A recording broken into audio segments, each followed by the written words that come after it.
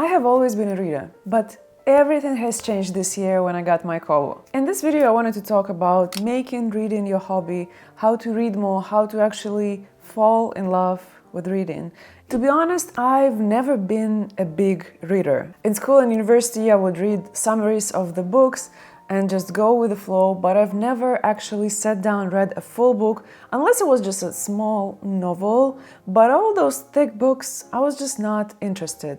I mean, I did successfully graduate from both of the establishments, but nevertheless, I've never enjoyed reading. Especially when you're forced to read, that's the last thing you want to do. So I would rather go for a walk, watch a movie, play video games. I studied in Russia, so we were not forced to read some Charles Dickens or something like that. We were forced to read Tolstoy and Dostoevsky, War and Peace and The Idiot. Why? I have so many questions, but I never read those books because I feel like they're too much for a teenager. Now that I'm 33, I'm kind of getting interest in reading those books. And it's been like that up until I moved to Canada. I got my first job in product design, so naturally I started reading more work-related literature. And I feel like during that time there was a whole trend of that self-help literature, so I also started reading those books. At some point, I got really tired of reading the same thing over and over again, because the truth about self-help books, yes, they are motivational. Yes, they are super inspiring and thing, but it's the same thing told in different words. Honestly, I've read them all, from The Subtle Art of Not Giving a Fuck to You're a Badass to they're pretty much the same. And after reading those books for a long time, you start getting A, bored, B, tired, because all of that faster, stronger, harder.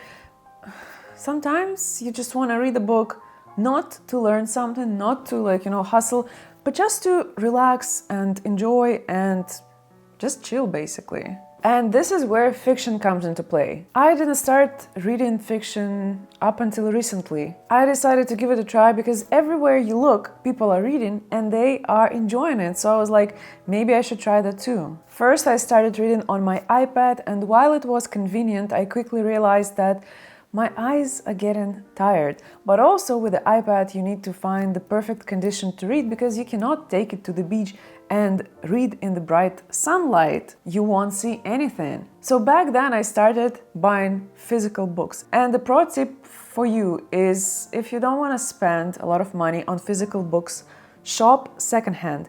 I buy my books on Vinted. I know in some countries like Canada there is no Vinted, but you can always check your local Facebook marketplace. I'm pretty sure people are selling those books half the price. I think for me personally, physical books did make a difference. However, they take space and it's not always convenient, especially if you live in a small apartment. You can't just, have books everywhere. I mean, you can, but you need to live somewhere. I think my very first physical books were Richard Osman's Thursday Murder Club, and great news for you if you like the books. I think Netflix announced last week that they're filming a series. Yay, exciting. I really did like the covers of the books. I was like, you know what, maybe the book is also really good. And I checked the reviews and people were excited about the books. So I was like, I'm gonna try reading those. I think what is really important if you wanna read more and if you wanna fall in love with reading is to pick what interests you. I know there is so much stuff online, recommendation, book talk, booktubers, I don't know what they're called, people talking about books online, but here's the thing, if you're not interested in the book, chances are you're not gonna read it. Maybe if you have a favorite movie, check if they also have a book.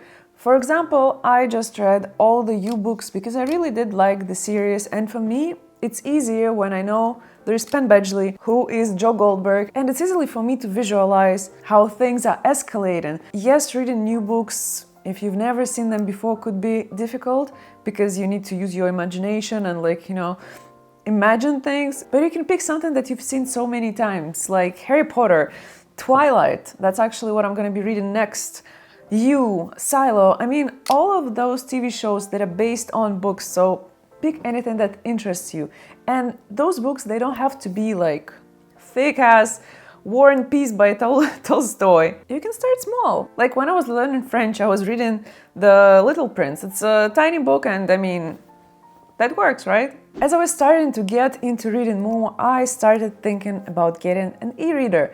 And I've asked all my friends, because apparently everybody has a Kindle or a Kobo except for me. And I was like, maybe it will solve my problem. Because with my iPad, I need to always find the perfect angle and like whatever reading conditions. With physical books, I don't have much space and I don't want to clutter my house. I like weird random things like Lego and the poster. But I don't want to have like shelves of books. And I had some doubts about an e-reader because I was not considering myself as a reader. I would read every now and then, but it wasn't that I would read every single day. So I was like, do I need it? Do I not need it? Like everyone is super happy about it. We actually gifted our friend a Kindle last year for her birthday. And I was like, so do you read? Do you actually read more? And she was like, yeah, you can take it and like try it. But then it was my birthday and my husband was like, what do you want? And I was like, you know what? Let's do it. Kobo. I have a separate video about Kobo, why I picked Kobo over Kindle. And if you're still debating whether you need an e-reader or not, watch this one after. So long story short, I'm obsessed with this device. My biggest concern was that it's too small because my iPad is twice the size and I was like, oh, it's so tiny, like, I don't know about that. But now it's been 4 months. That's the best size I could have imagined because it fits everywhere. I take it everywhere I go. I cook, I read the book, I go to the hospital, I take my book with me. Even when I go to my workouts, sometimes I come earlier. And I got a case. It's so cute. In my previous video, I was like, I'm not sure if I will get a case. Yeah, my friend was like, oh, when you go to the beach, you don't want all that, like, SPF and sand. I was like, place order. If you're not familiar with the e-readers, it has basically an electronic ink technology where it's not the light like in your iPad or your phone or your computer. It's just a different technology that is super gentle on your eyes. You can adjust all the font sizes, line heights, temperature of the screen, brightness, all the different things. Like anything you want, you can do here. And the best part, you don't need a special place, a special light, a special anything, because this thing adjusts to your basically lighting situation around you, because again, it's not the light, it's how the pixels are displayed. I'll leave it here so you can read what an e-ink technology is, but basically you can read it anywhere, in the bright sun, in your bedroom, anywhere. With my Kobo, I now read multiple books at the same time. I just try to pick different genres, so it's not like 3 psychology books. I read a fiction book, self-help, for example, and a psychology book, for example. So they're all different and they're all here, so I don't have to have 3 physical books. And this is especially great when you're traveling, because if you're like trying to pick a book to take with you, but then it's like, I don't want to learn while I'm, on vacation, I want to read some fiction, but also blah, blah, blah. Everything is here. And if you're wondering if I actually started reading more, I did. It's beginning of May. I've read already, I think, 8 books this year. Last year, I read, I think, 2 or 3 in the whole period of 12 months. So basically, this thing is helping me with reading more. I feel like Kobo has also contributed to reducing my anxiety, because when you're trying to read on your phone or your iPad, you get all those notifications, blah, blah, blah. Yes, you can turn on the Do Not Disturb mode, but this thing, it only has books, nothing else. Well, a dictionary, but like there are no distractions, and you will not get anxious seeing all those things pop up on your screen, because nothing pops up on the screen. I don't know if this is just a coincidence, but I feel like Kobo has something to do with that. What I find is that the more I read, the more I start enjoying the process. Yes, first months were hard because, after not reading for a long time and now being back to reading, I had to adjust, but now I can easily spend a day reading in my bed. I think reading really helps with slowing down, with being present. With all the social media, I just can't keep up. My attention span is shit, and that is on top of my ADHD, so it's double shit. And I feel like doom scrolling is a disease, and reading books helps me cure that. Reading also helps with writing and with enriching your vocabulary. You can install different dictionaries on this thing and look up words while reading. You don't have to go anywhere, because with the physical book you'll need to grab your phone, and that's a trap.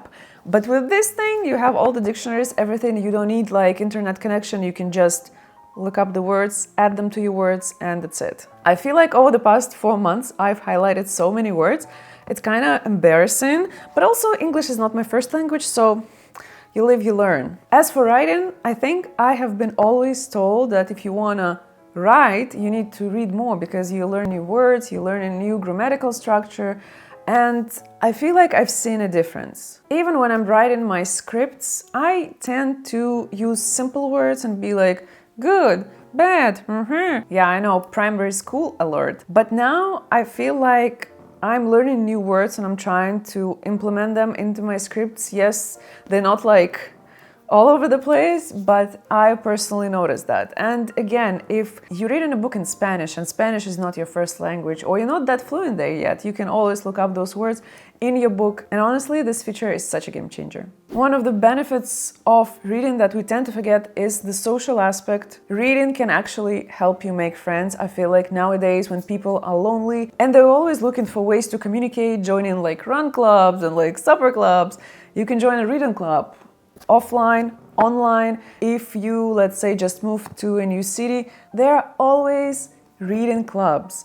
But if you don't want to meet people in real life, you can always join online clubs. I use the app called Fable. There you can track your progress, find communities, find new books to read. I'll leave you the link in the description box down below. If you sign up using my link, you get $5. I get $5, and we spend that money on books. Double profit. I like keeping track of things in the app, because then Fable will actually recommend things for me to read. And it's like, oh, hey, you kind of like this book, maybe you should try this one.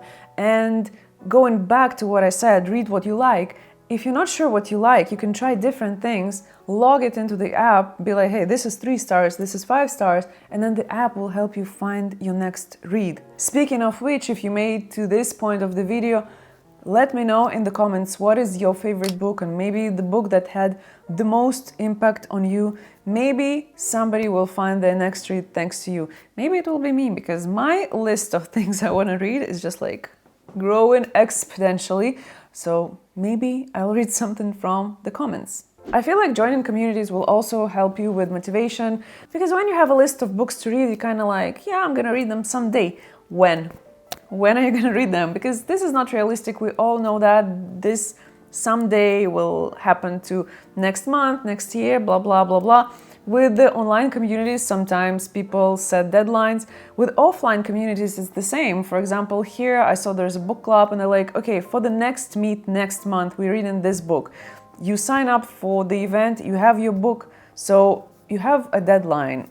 Yes, some people do prefer to have deadlines, some don't, but it's entirely up to you. Sometimes my best friend and I pick different books, pick a deadline and read those books and then discuss. It's also great, I guess, conversation. Maybe not starter, you're not gonna, start a conversation with a person and be like, I read a very interesting book the other day.